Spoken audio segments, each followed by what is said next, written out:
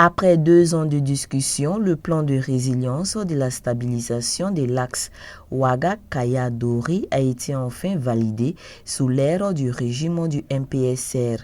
Au sortir des plus de 3 heures de temps d'échange, le gouvernement burkinabé, avec à sa tête le Premier ministre Albert Ouedraogo et les partenaires techniques et financiers de la coalition pour le Sahel, se sont mis d'accord pour la mise en œuvre du dit plan au regard des nombreux enjeux en cours.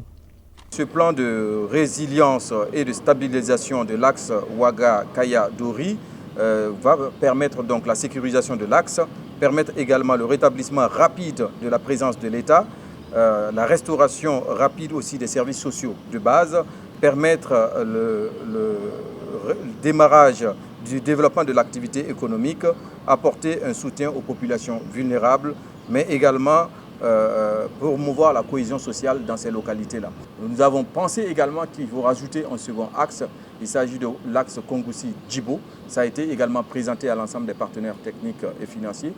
Et ils se sont manifestés pour accompagner le Burkina Faso, pour soutenir ce plan, afin que ce plan puisse être mis en place le plus rapidement possible. Des dates ont été programmées pour se retrouver également, pour faire démarrer le plus rapidement possible la partie opérationnelle. L'accompagnement des partenaires pour l'actualisation du plan réjouit fort les autorités burkinabées, mais encore plus les bailleurs de fonds qui sont conscients des défis sécuritaires. C'est un sujet dont on a parlé effectivement déjà depuis 2 ans. On a, avec le gouvernement précédent, échangé sur la nécessité de récupérer, sécuriser, stabiliser cet axe. On est très heureux que le gouvernement actuel a repris, a confirmé cette priorité. Nous, en tant qu'Union européenne, et je suis sûr aussi pour les autres bailleurs, c'est important de soutenir, d'être à côté du peuple burkinabé.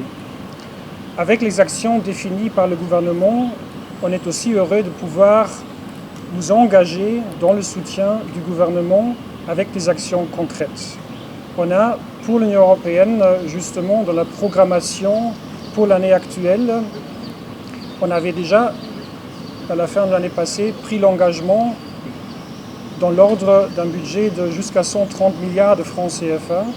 Le porte-parole des partenaires a aussi rassuré le pouvoir actuel de leur soutien tant que le compromis avec la communauté économique des États de l'Afrique de l'Ouest, CEDEAO, est maintenu.